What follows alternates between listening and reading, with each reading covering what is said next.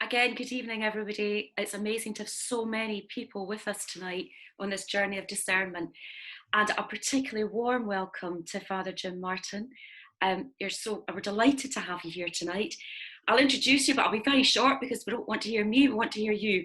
So we know you're an American Jesuit priest and writer and editor and a consultant to the Vatican Dicastery for Communications. You're also an extensive author. And we also know in our group, we've discussed how one of your articles about faith in the time of the coronavirus has perhaps been one of the promptings for us to think about what we're doing as well. So please, we're really looking forward to hearing and sharing with you tonight. Thank you so much. Why don't we start with a prayer, okay? So let's start in the name of the Father, and of the Son, and of the Holy Spirit. Loving God, in today's gospel, your Son talks about all of us being one. It is Jesus's desire that we might all be one. And so draw us together tonight as a community, as church, and help us to be open to the different ways that your Spirit is at work, and help us to see a way forward. And we ask this in your holy name, amen. In the name of the Father, Son, Holy Spirit. So first of all, I want to say thank you for inviting me. Thank you for welcoming me into your home. One disclaimer, as you can see, I have a somewhat indecorous background. I only have one room as a Jesuit, and I get all these people saying you should never film anything in your bedroom, but I only have one room, so this is it. I try to keep it neat for you guys. So what I'd like to talk about tonight for about a half an hour, and then sort of open it up for questions, is discernment. All right, now it's a word that is beloved by Pope Francis. As a Jesuit, it's a very important concept in Jesuit, or what's called Ignatian spirituality, but it's a Christian concept. All right, St. Ignatius of Loyola did not invent discernment. He did not invent making decision in a prayerful way, but he did give us certain tools that I'd like to share with you today. And I thought I could share them in light of the pandemic, but also in light of where your group is, and sort of discerning together a way forward. Okay, so the first thing to understand about discernment, which basically is making a decision in a prayerful way, is that it comes from the life of St. Ignatius Loyola. Now, I will not give you his entire life story, but basically Ignatius was born in 1491 in the Basque country of Spain. At that point, it was just the Basque country. And he wanted to be a knight or a soldier. And in 1522, in a battle in Pamplona, Spain, his leg was injured by a cannonball. He was pretty vain and, sort of full of himself. And the joke in the Jesuits is that it took a cannonball to, stop him from that. When he was recuperating in his family castle in Loyola, Spain, the only thing that was available to him were Lives of the Saints, the book on the lives of the saints, and a book on the life of Christ. Now, he wasn't really interested in any of those things. He wasn't, he was Catholic like everybody was in that area at the time, but he wasn't particularly interested. He wanted to read books about adventures and daring do, knights and things like that. So he grudgingly started to read the books. What he found in the books was, these exciting tales of the saints, right, and of Jesus, but mainly the saints. And he started to think, with his characteristic vanity, which is a reminder that God can work even through that. What if, I would do something like Francis of Assisi did? What if I would do something like St. Dominic did? And he mentioned those two saints, and in his autobiography, which we have, he says those things. I thought I could emulate these people. Now, the irony is that this, this guy who was on a path, a spiritual path, was already deciding that he could be like two of the greatest saints in history. Again, shows you his vanity. In any event, here's the point. When he would read stories about the lives of the saints, he would get very excited. I think like we all do, like, oh, I want to live a heroic life like that. And he would also think about kind of trying to impress people, trying to impress what he called a certain lady. And he got excited about that too. But as he says in a very famous sentence, but there was a difference. When he read about the lives of the saints, afterwards, he had this feeling of peace. Even after he had read these stories and after he had thought about them, he had a feeling of peace. Like that's something that just makes me feel calm and happy. When he would think about impressing women, especially, he was left a little disquieted afterwards. So at the time, while it was kind of fun to think about, the long-term effects were clear.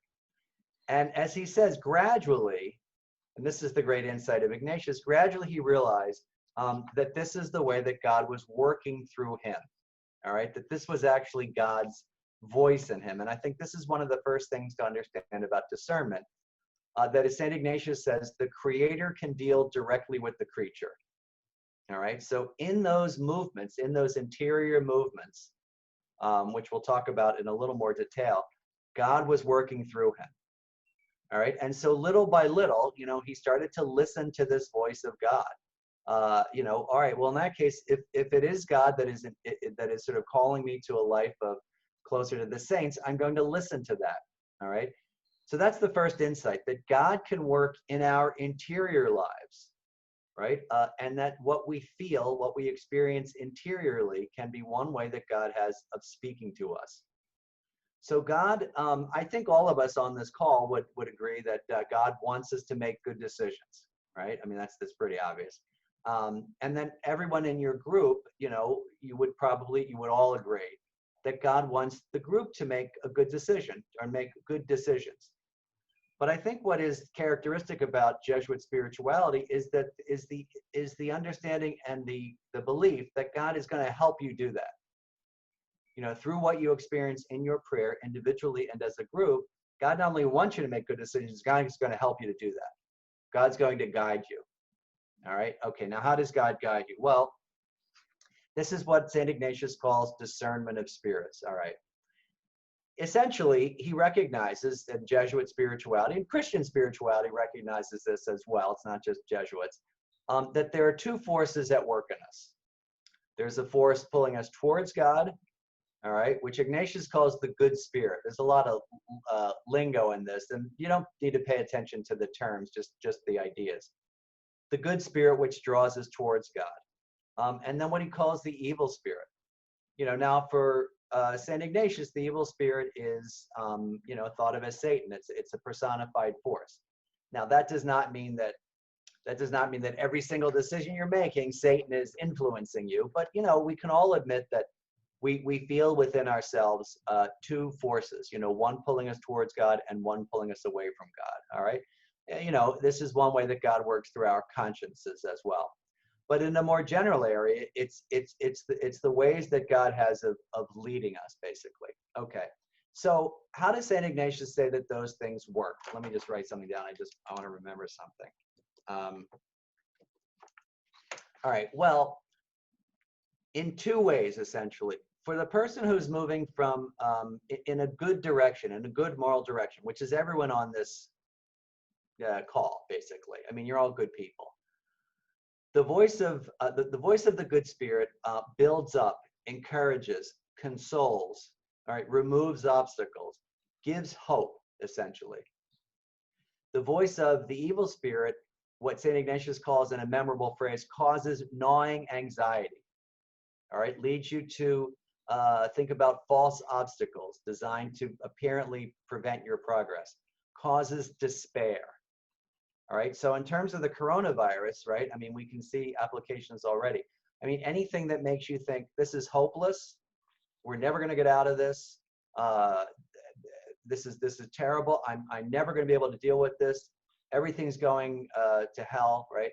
That is not God's voice. God's voice is encouragement, consolation, hope. You can get through this, all right? St. Ignatius said that God's voice for the person in a good moral state of mind acts like a drop of water on a sponge. It's a very gentle image. It's very calm. You can do it. You'll be fine. Everything will be okay. Don't worry.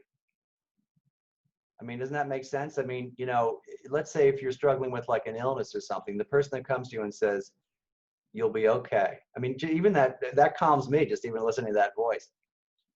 The voice that does not come from God is like, oh my God, I'm never going to get through this. Oh my gosh, that panic, Panic and despair are not coming from God. This is discernment of spirits.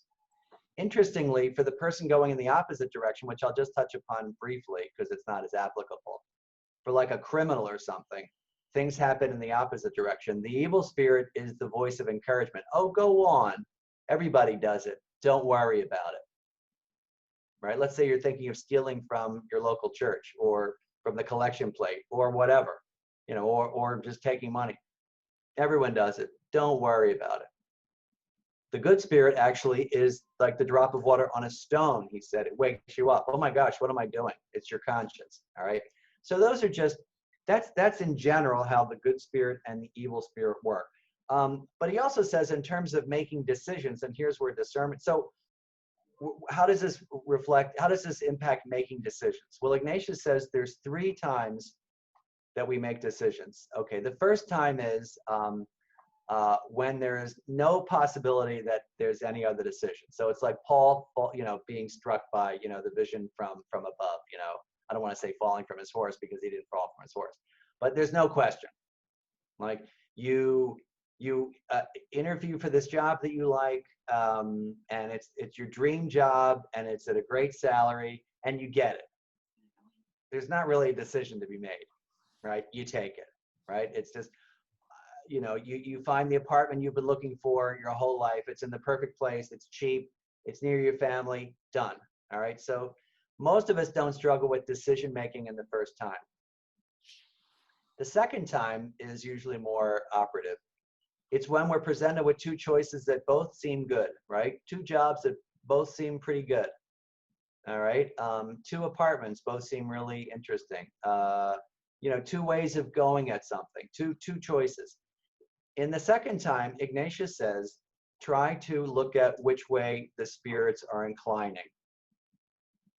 Okay, so when you think, literally, when you think about one thing, when you pray about one thing, which gives you a sense of peace, which leaves you a little agitated, okay? So he asks you to take it to prayer and to set it before God and really trust that God is going to kind of let you see that. Now but even that is kind of an easy decision, because if we feel calm when we think about one thing and disquieted when we think about another thing, it's kind of an easy decision to make. Usually we make decisions in the third time. And in the third time, it's not an aha moment. It's not something that's clear from prayer, and he gives us techniques, which I think are really clever. And they're a little more rational. So the first technique is literally to write out pros and cons for both sides. All right, now we might roll our eyes and say, wait, that's it? That's the great spiritual insight from the great spiritual master? But the problem is that we often don't do that. So if you have 2 apartments that you're looking at, or 2 flats, I guess you would say, you literally have a piece of paper that says, apartment number 1, apartment number 2, pro, con, pro, con. You look at that, you get it out on paper. One of the insights is, as I said, we don't do that a lot, right? We're all in our minds. To get it out on paper, to trust our intellect, and then to bring the example, to bring the decision before God. But maybe that's too rational for you.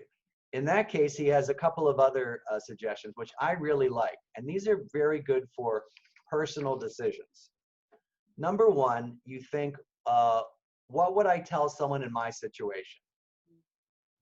All right, now that can get us outside of ourselves. So if it's, let's say you're trying to decide on a job, or even like how to deal with your family or some problem.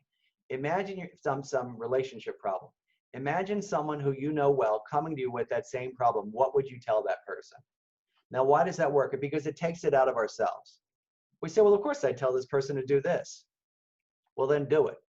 Okay. Another technique is to imagine what you would do on your deathbed, what you would have liked to have done on your deathbed. Now that, again, not every decision is going to be that fraught, but, in terms of moral decision making, Ignatius asked you to imagine yourself on your deathbed, looking back, what decision would I like to have made? Another technique is, what decision would I like to have made at the last judgment, right? Again, I don't think God's going to condemn you to hell for picking the wrong apartment, right? But the question is, what in the moral life, what would you like to present to God? And then finally, one that I like to use, what would your best self do? We all have an idea of who our best self is, freer, more loving, more charitable, right? more faithful. Okay, now imagine that person. What would that person do? Now do what that person would do. All right, so these are all techniques in making decisions in these three times. Okay, so the idea is that in these sort of movements that you feel within yourself, that God is at work. Now he does have a caveat. One of the caveats is that you have to try to be what Ignatius calls indifferent. And I think this is especially important in group discernment, which I'd like to talk a little bit about before I wrap up. So individual discernment is sometimes easier because you're obviously not in a group, to sort of listen to all these different voices. In both cases, Ignatius asked for indifference. What does that mean? It means freedom, right? It means freedom from things that are kind of extraneous. All right. So, for example, if you're thinking about, say, the right job to take. Here's a good example: the right job to take. You might say, well, I've already invested a couple of years in this other job. Is that really important in the decision? Or is that something that actually is a disordered attachment, as Ignatius would say, right? Is that something you should kind of let go of for the time being so as to make a good decision, okay? Or, you're going to make a decision to work in a soup kitchen. Well, I've never really been the kind of person that does charitable work. So and people would think that I was trying to put on airs. That's very common, right? What would people think if I started to work in a soup kitchen? Or what would people think if I was like a, active part of my church community? Maybe they might think ill of me. Now that is definitely what Ignatius would call a disordered attachment. Try to let go of that, when you're making the decision. Really try to be free. Try to be, as Ignatius says, indifferent, because he uses the image of a scale. Do you know those old scales? I think young people might not know them, like in the grocery stores, right?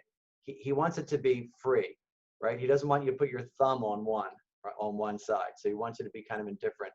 So he wants you to be like the pointer of a balance, right in the middle. Okay. So try to be free when you're making these decisions. Try to look at things that are keeping you from making a good decision, and might be what he calls disordered attachments. Okay. Now, very briefly, group discernment. Now, group discernment is a little more difficult because it obviously takes place in a group. One of the things that is really important in group discernment is this indifference, is this freedom. I mean, the worst attachment would be is if there was someone in your group who you just couldn't stand. And I mean, I know that would never happen, in the church, of course. You couldn't stand, and you said, well, I'll be damned if I let her idea carry the day, even though her idea might be fantastic. This man or this woman comes up with this idea that is just brilliant. You say, that's a good idea, but there's no way that I'm going to let that person win. I'm just not. That's the perfect example of a disordered attachment. You are so attached to your anger and to your own ego that you're not letting the Spirit work. Okay? Or we can't do that because we've always done it that way. We have an old joke. Do you know these? I don't know if you have these in Scotland, the light bulb jokes. How many people does it turn off a light bulb, those kinds of things. So in the Jesuits, the joke is how many American Jesuits does it take to turn off a light bulb? It takes two. It takes one to change the light bulb and one to say how much better the old light bulb was. Right? So that's very much in the church. So, can you let go of we've always done it this way, or it won't work? So that's the first step in group discernment, is to pray for freedom and pray for indifference. And this is really something to ask for, right? I mean, we need help with this. I mean, in the gospel reading today, Jesus is praying for his disciples. They need help. They need prayers. All right. So we pray for the gift of indifference. And then in group discernment, you bring the matter to a discussion. Okay. You hear what everybody has to say. You look for signs of the Spirit. Okay. You're open to everyone and to the Spirit working through everyone. And then maybe the most important thing, you pray. right? You take it to prayer. I mean, this may be over the course of several days or weeks. So you pray for the gift of freedom and indifference. You discuss the matter, right? And you're listening for the Spirit. And I'm sure you've heard stories of church councils and meetings where, you know, an idea came and people got excited about it and they really felt like it was the Holy Spirit. Suddenly there was this energy, right? People were consoled. People were excited about it. It seemed possible. And suddenly there was kind of agreement. That's the Spirit at work, right? And as a friend of mine, the theologian Jane Redmond often says, there's a reason why all these stories about the Spirit happen in groups, right? I mean, Pentecost is coming on Sunday. You know, the Spirit works through groups. And so to really take that seriously. And by the way, as a kind of encouragement, something that a theologian named Randy Sachs, I heard this in a homily recently.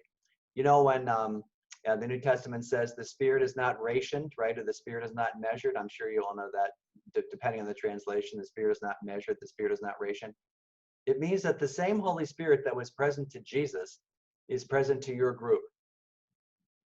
It's not just some little piece of the Spirit, you know, it's the same Spirit that was present at Pentecost. So really trust and rely on the Holy Spirit, that the Holy Spirit's going to help you in this discernment. And so after the prayer, you get back together again in some way, in Zoom, in person, and talk about what happened in your prayer. That may be the most important part of communal discernment, the faith sharing. You know, when I thought about this option, I was filled with this sense of joy or peace. You know, this didn't grab me, and this is what I experienced in my prayer. This is what I felt. This is where I felt insight. This is where I felt encouragement. All right, and then you do that for as long as you need to do it, right?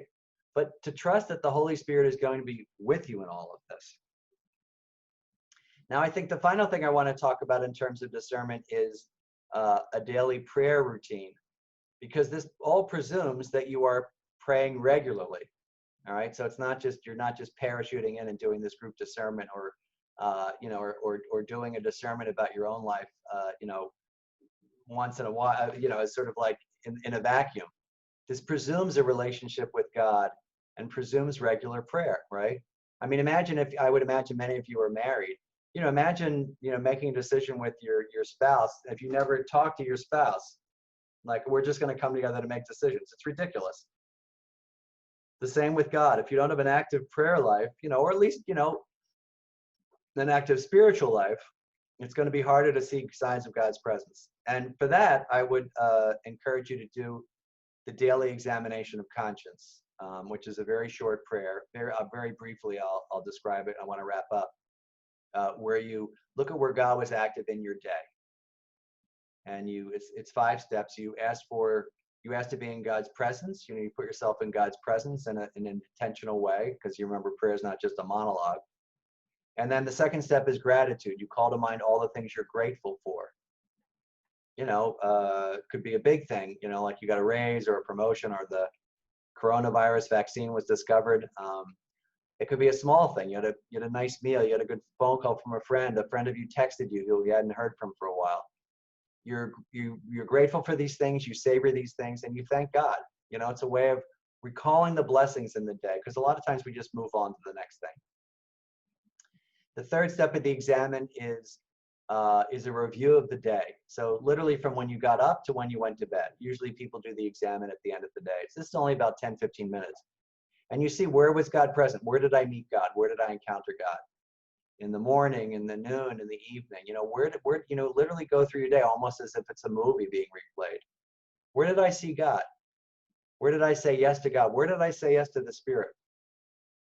And then the next step, the fourth step, is sorrow for any of your sins, right? We're not perfect. I don't see Jesus or the Blessed Mother on the Zoom call, so we're all imperfect. We all sin. And ask for forgiveness. And then the fifth and final stage is asking for the grace for the next day, to see God in the next day. Why do we do the examine? Well, most of us are very busy people, and we tend to overlook the blessings that God has given us. You know that line from, I guess it's Exodus, where God says to Moses, "You can't see my face, but you'll see me pass." As all of you know, it's easier to see God in the past. If you've ever been through a difficult situation in life, you can look back and say, now I can see where God was so clearly. That's a little bit of the wisdom of the examine, except it takes it day by day. And one of the reasons to continue to do this is that you'll get a sense of how God is working in your life, what God's voice is like, what it sounds like. For most of us, then this, at least in my experience right now in the pandemic, for most people, the voice of God has been experienced as one of calm and comfort. That's not always the case. Different people, in different parts of their life, it's not always going to be about calm. It might be something else. And so to kind of recognize that voice, what is it like? What does it feel like? What does it sound like? What's your experience of that voice? Because, like in the Gospels, the sheep know the shepherd's voice. I'll tell you a very brief story and then I'll wrap up. I worked in Nairobi, Kenya for 2 years with the Jesuit Refugee Service. I was helping refugees start small businesses from around East Africa. And one day outside our office, a herd of sheep came. We were living very, very near a rural area in Nairobi, which is, it's a big city, but there are a lot of rural areas. And the woman who worked with me came and said, there's sheep on the lawn. And I went out and there was this big herd of like 25, 50 sheep. And, they were grazing there for a while. I let them graze, it wasn't costing us anything. They were trimming the lawn. And after about an hour, I went back out and I was just hanging out, watching the sheep. And the shepherd said this Swahili word, kuja, which means come. And they all looked up immediately. He didn't shout it. They all looked up. I couldn't believe it. And I remembered the gospel verse, the sheep know the shepherd's voice, and they all followed him out the door. So that is the model for us, to know God's voice through experience, through our prayer, through discernment, and also through the experiences and the spiritual lives of other people. So it's 29 past the hour over here. They asked me to talk for a half an hour. That's a little précis on St. Ignatius, his understanding of discernment of spirits, group discernment, and the daily examine, all of which I hope will help you to discern a little bit in this time of pandemic and for your group in particular. Thanks very much. Thank you, Father Jim. That was inspiring, really good, lots for us to think about. I'm sure we've got lots of questions. So I'm going to hand over to Callum, who I think is going to open up the chat. If you have any questions, to put them on the chat. I'm going to hand over to Callum to lead on that one. Thank you. Thank you, Rosa, and thank you, Father Jim. That was very enlightening. Thank you very much. As I mentioned earlier, the chat function is open, so we think that will be the easiest and most straightforward way just to field questions tonight. As they come in, we'll unmute you if you'd like to ask your question live. So hopefully you can see that chat function at the bottom. Yeah, do you want me? I can look at the chat. Let's see. Yes, all I see is thank you, so you're welcome. I wonder, even just to get things started, would be just to say very, very helpful talk to start this journey. I think of my own role. I'm a high school teacher of religious education, and I think of young people who might be especially new to this concept, particularly the concept of hearing God and then sharing that faith. I've got the privilege of working in a Catholic school, but even there, so many of our young people are unused to that concept. What might you say about how we can start them on that journey? Yeah, that's a great question, Callum. And I want to say that, my presentation sometimes makes it seem like it's like mathematics or engineering, right? I mean, you don't have to use all of these techniques and procedures and practices. It can seem esoteric and a little too complex. The basic point is to tell particularly kids, that God's going to be with you, right? I think the language you use depends on how old the kids are, right? God loves you and God wants you to make good decisions, okay? And to listen to your conscience. Now, you have to say to the kids, that doesn't mean hearing things, okay? You're not going to hear voices, basically. I think that's an important thing to tell adults too, right? But that God wants you to make a good decision. And, when you look in, I would say to like a little kid, when you look inside yourself, do you have a sense of what's right and wrong? Oh, sure I do. Where does that come from? Well, I think it's my conscience. Well, can you trust that? And can you trust that the people who are trying to train you are going to be giving you good advice, and that God wants the best for you? So you would probably know more about teaching kids than I do. And so I'm curious, what would you say to them? I mean, because it's basically that God is going to help you. How would you put that? I'm curious.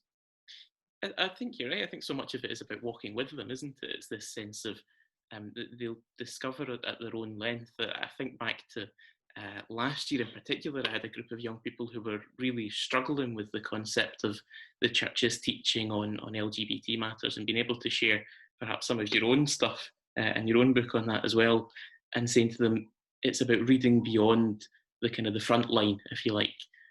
It's not about amending church teaching, it's about understanding the love and the mercy of God, and going into that. And I think journeying with them, but one step at a time, is important in that sense. Yeah, and I also think, absolutely, for kids, it's mainly about, letting them know that they're loved as they are, whoever they are, and that God loves them. And a lot of it, as you're saying, Callum, is helping them see where God is active already. And so for most people, it's not telling them this is how God is. It's encouraging them to see the activity of God in their lives already, right? And I think you can do that with and I think, frankly, young kids are actually even more open to it than older people sometimes. So should I answer these questions, or you want to pick them, Callum? If I unmute John Dunlop, we've got a question from John Dunlop. Can you hear us, John? I can. Can you hear me? Yeah, on you go.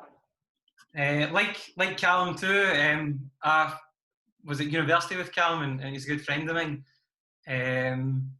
One thing I've noticed with our young people is that they have real attachments to social media or peer perception, and that can be a real obstacle to their faith development. And my question really is then, how, if we're on the topic of our young people, how can we help them to free themselves of that disordered attachment, which I think is becoming far more prevalent now than it was certainly when I was younger? Or on the flip side, how can we model a life that's free of that attachment so that they can then recognise that in ourselves? Well, that's a great question. I'm going to turn it on you again, because you work with kids. What before I answer, what have you found helpful? I think a routine. I think a routine and structure helps the young people, not only in their daily academic lives, but their daily spiritual lives. Praying in the morning, perhaps offering lunchtime mass or adoration of the Blessed Sacrament. But I think my worry would be that, if school doesn't return to normality, or our lives don't return to normality in terms of attending mass all together as one, then perhaps we'll lose that real sense of connection with our faith, because it's a shared and lived communal experience. So my worry is that if we're all still perhaps remaining distant from each other, then there's perhaps a worry that the attachments they do have become worse, or our own perhaps attachments to those things, because of that physical distance. You mean with the virus, there's less sort of one-on-one, and they become even more attached to social media? Uh-huh. Yeah. No, I think that's right. I think fundamentally, I think they're the same thing. I think peer pressure and social media, it's basically this desire to be loved and the desire to be approved of. I think it would be twofold for me. And again, you would know more because you work with kids, and certainly in your area, it might be different than in the United States. But I would say they're both about being loved. One's about letting these kids know that they're loved by showing them that. I mean, by showing them love, by loving them and accepting them as they are. But also saying that from time to time, and this is harder, that not everyone's going to like you, and that it is okay if some people don't like you. And I'm not talking about bullying or things like that, but I think the sort of great pressure of social media is being popular and being cool. And so it's somehow communicating that message that some people are going to like you and some people aren't going to like you. And that, I think that can be freeing for kids, and certainly for young adults. I think that's crippling for people, and I think social media encourages it. So it's in the end, it's about love and letting people know that they're loved as they are too. We're starting to get a wee flurry of questions in now, so if I can come over to Frank Callis, and hopefully, Frank, you'll see the option to unmute now. You made a comment on the imminence of God. Yeah, Father Jim, thanks for the talk. You made reference to COVID-19 and you were talking about group discernment. I was involved in a conversation over the weekend with a group of us looking at evangelization in our diocese in South Wales. And one of the things that we are struggling with is that people see COVID-19 as a major problem. But if we believe in God being in everything, if we believe in the imminence of God, then God's even in coronavirus. And therefore we have to read the signs of the times. And is this pointing us and challenging us to think about how we do church going forward? Our relationships are going to be different. Our attachments are going to be different.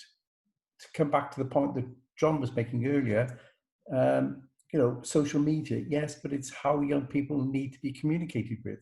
And Pope John Paul II said that the new evangelization needed new methods and a new ardor. And perhaps these new methods are part of it. And perhaps COVID-19 is part of how we read the signs of the times. Does that make sense? It does. I think that's exactly right. And I think that, the distinction, of course, has to be made that, especially for young people, that the virus is not a punishment. We don't see God in that way, and Jesus rejects that whole line of thought, right?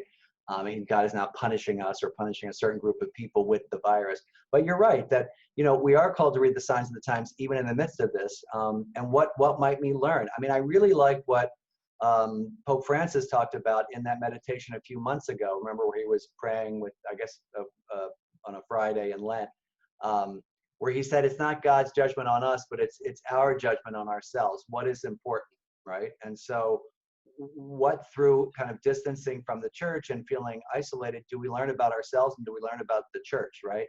I think, though, the only thing I'm curious about is whether or not it will change people. I think the jury is out on that. I hope that it does change people, and I hope that people see this as a watershed moment to sort of focus on what's important. But, it reminds me, a local reference, it reminds me of 9/11. So I was in New York on September 11th. And everybody said at the time, everything's going to change. Nothing's going to be the same. And the churches were filled, and, within about a year, things were the same.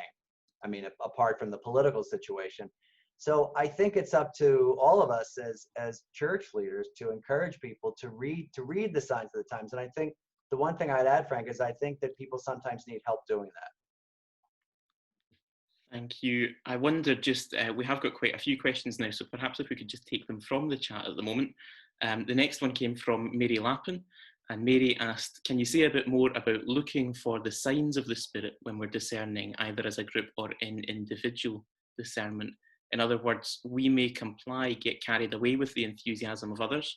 I don't need to say that, how does that work out?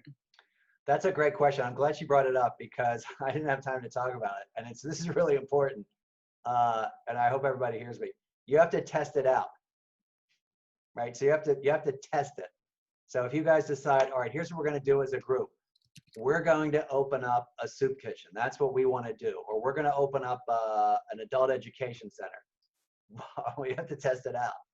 So if you test it out and it's a flop, that doesn't mean that you've made a bad discernment. It just means you have more information now. All right. So one of the ways of not getting too carried away with enthusiasm is to look for two things: results, right? Not that we need to have success, but that things seem to be going in the right direction. And Ignatius also expected that you would get a sense of confirmation, like this is the right thing to do. All right. So that's one way not to get too carried away. And frankly, in a group, Mary, it's actually less likely that people will get carried away because other people will kind of tamp things down a bit. I think that's more the case in personal discernment.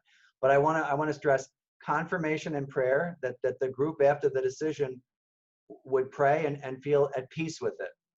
Not that it's not going to be difficult, but that, we feel at peace with this decision. Ignatius expected that you would get confirmation. And that this is part of God's helping you make a good decision. right? So in your personal life, I feel at peace with this decision I've made. People say, I'm at peace with this. Let's say let's say you're trying to get a medical treatment and you don't know what to do. You know what? I'm at peace now. You know that feeling of peace. That's what God's talking about. And then you test it out. Then you see if you may have to discern again. So it's a constant process. Ignatius, for example, a great story. Ignatius thought that he prayed about this for months and months and months, that he was being called to be a pilgrim in the Holy Land and to work in the Holy Land. So he goes from Spain to Venice to Malta, I think, and then finally gets to the Holy Land. He gets to Jerusalem. And guess what? The Franciscans there didn't want him there. And they probably thought he was crazy, and they kicked him out under pain of sin. So he left. Well, guess what? He had to discern again. Did that mean the first discernment was bad? No, it just means he had to discern again.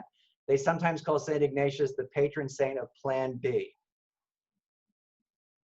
So you keep trying. So that, Mary, helps to kind of keep our enthusiasm in check. Reality, basically. Brilliant, thank you. Anne Berman asks, a principle of discernment is discerning from the right place and asking the right question. How can that work at a group level? Another great question. For all of you to have the same goal and desire. And the goal and desire is to be led by the Spirit to make a good decision for the benefit of the people of God and for God. Right? I mean, not, I'm going to win on this one, and I'm going to, I'll be damned if so-and-so carries the day. That might be your goal going in. But to be free enough to give yourself, it's very difficult. I mean, I've done group discernment, and, I have certain ways, I have things that I want, and I think are the best way to do it. But when the Spirit is at work, the Spirit's pretty unpredictable too. You might go in there thinking one thing about, where this is going to go, and it goes a different way. So that's the first thing. So to be free enough to be able to embrace the goal of the group, right? God's plan for you. Second, to be free enough to be open to where the Spirit. So that's a kind of stance, right? The first thing is a stance, a kind of direction, and the word I'm looking for, an orientation. The second thing is to be open to where the Spirit is at work, even crazy ideas. I mean, look at the Acts of the Apostles, which we're working our way through. What is crazy idea? What are you talking about? Gentiles and no circumcision? What are you talking about? But, they had to be open to that. And then the third thing is to trust that God is going to help you. I think that's so key. It's not just, how many people are on this call? 115 or so. It's not just 94. It's not just 94 people getting together in a room and making a decision. It's the Holy Spirit moving you, and to trust that, and that gives you a lot of freedom, I think. So I think those things are helpful at the group level in particular. Thank you very much. Ian Dunn asks, one of the things I really struggle with is what we might call difficult people. I'm sure you don't know too much about that one, Father. I'm sure I never heard of that.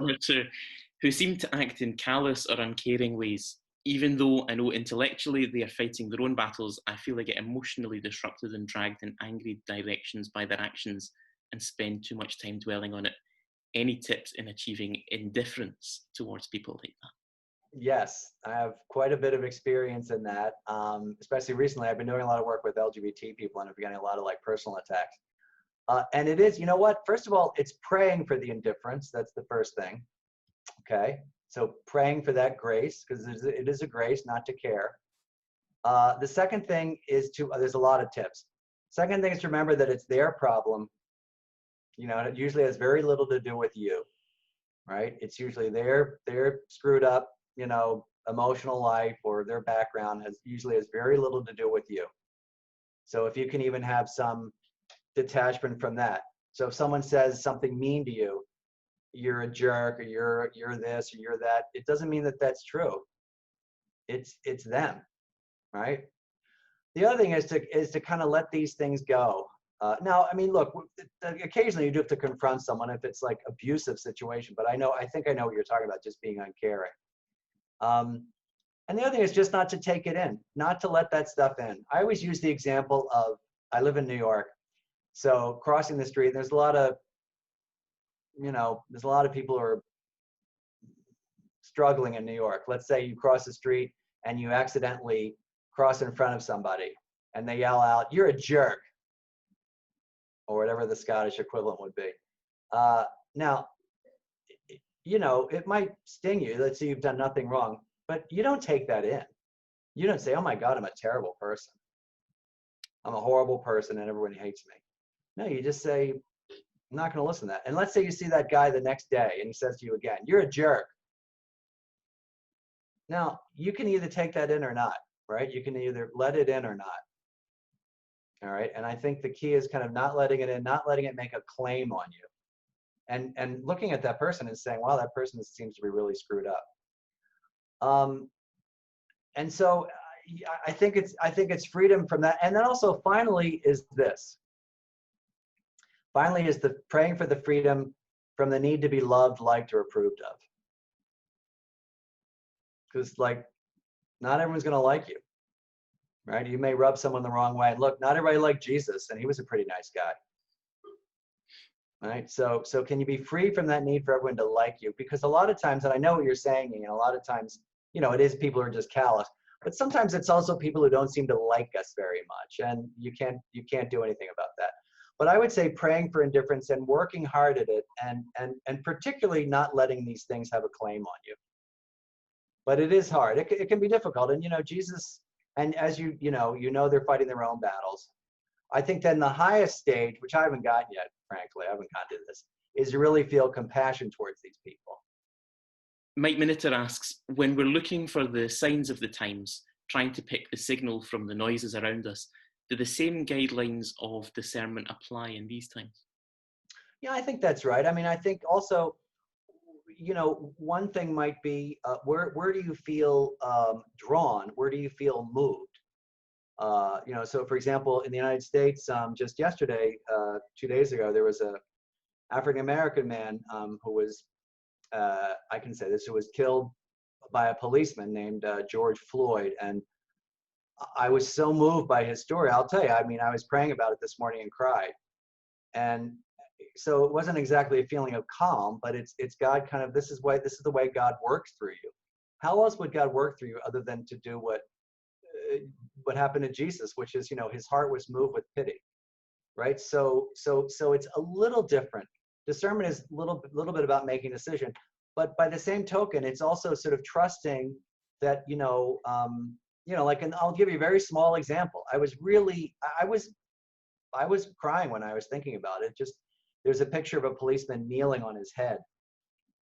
And I thought, I'll share, this is a very small example. And I thought, I feel like I'm being called to say something. So what can I say? And I looked at what the man had said at the end of his life. He said, "Please, someone give me a drink of water." And I connected it to Jesus.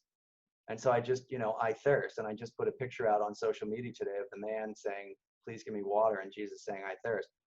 Now, why am I bringing that up? Because I trusted that my feeling of sadness was coming from God. So that's a kind of discernment there too, to trust that God is going to work directly. How else would God move me to do something? So it's a little different from what I talked about, but actually not much. It's trusting that the Lord is with you in your inner life. Thank you. I'm conscious of time, but perhaps we could try and get through another couple in the next few minutes. Catherine Butler-Burns asks about a particular circumstance for discernment. How would you help a congregation trying to discern, particularly, for example, in nominating people for parish leadership roles? I would say the group discernment is helpful. I think, in a particular congregation or parish, it might be helpful to set out some of the needs, so people are clear. So for example, parish, what do we need? Let's say it's like for the head of a pastoral council, we need someone who knows a little bit about finances. We need someone who's can work with the priest and the pastoral team here.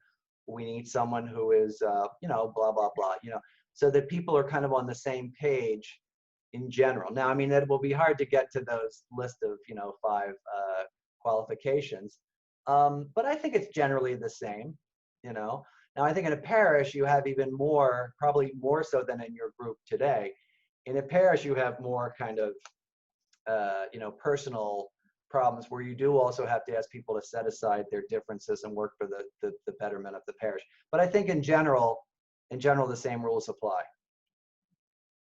The next one, I must admit, I find quite an interesting question. It comes from Trisha Kaminsky, forgive me if I pronounced the surname wrong, but talks specifically about role models, whether they be religious leaders or politicians, who try to use their faith to justify their beliefs and their standpoints. And this idea that we can use our faith to mean what we want it to. And perhaps you might comment a bit on how we can deal with that in this sense of discernment. How I deal with that is basically to, ground myself in what Jesus said. And so, I think I understand your question as it feels as though you can make faith mean what you want it to do. And I wonder how you deal with that.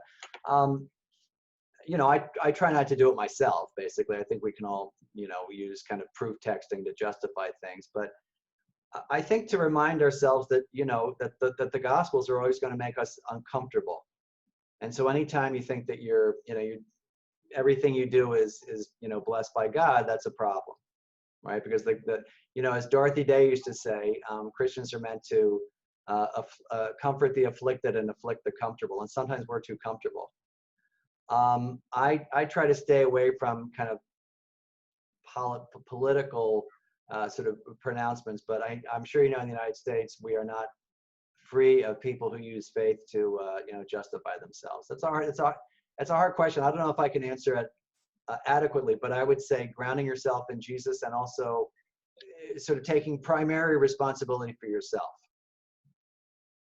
And I know that's not the best answer. I'd have to think about it a little bit more, but that's off the top of my head. Thank you.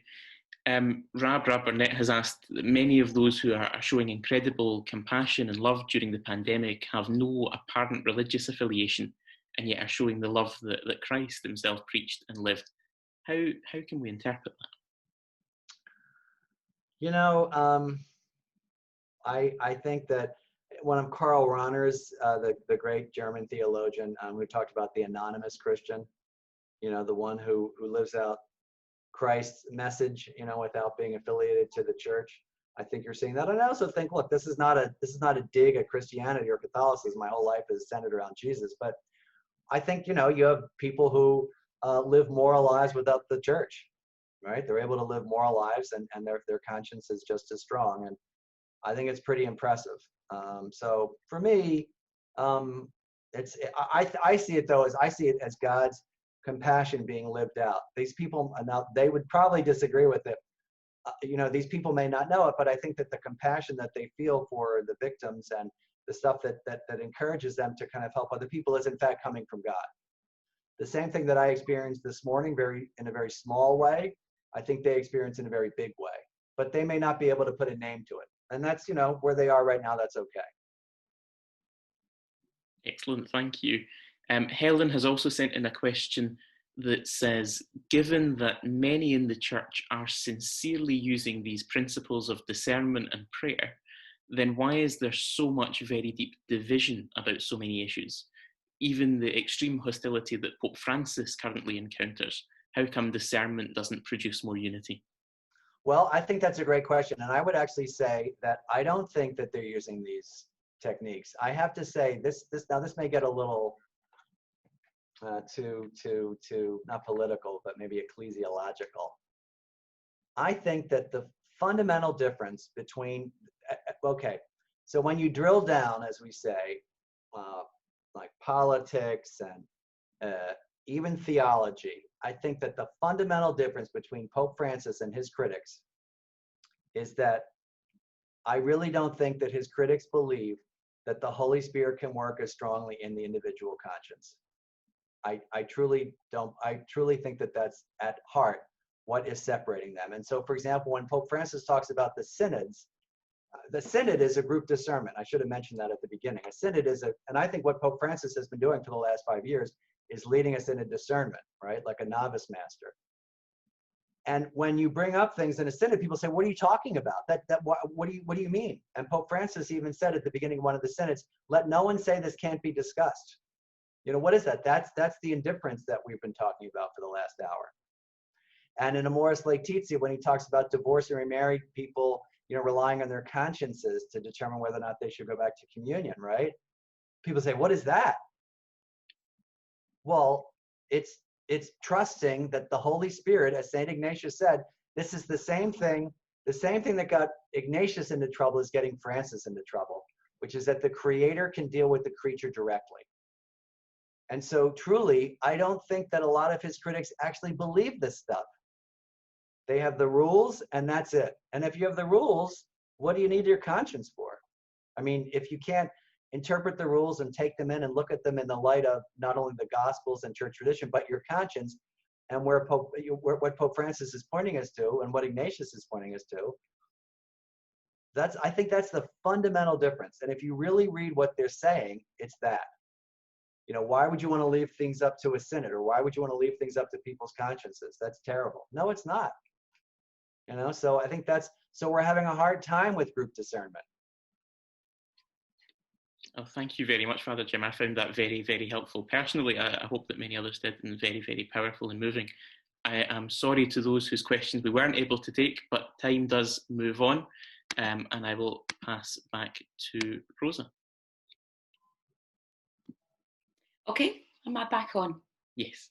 Right, it's my pleasurable task to thank you, Jim, for that incredibly powerful and inspiring, and also sometimes just heartfelt sharing that you've done this evening. And I think it's really clear from the questions and the comments just how much you have stimulated thought, discussion, and I think what an incredible start for our journey of discernment over the next few weeks. So thank you so much, and I hope we can stay in touch with you. I hope so. I'd love that.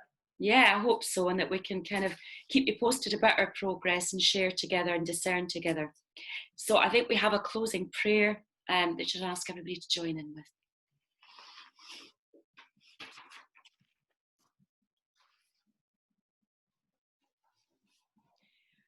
Loving God, we thank you for the gift and ministry of Father Jim.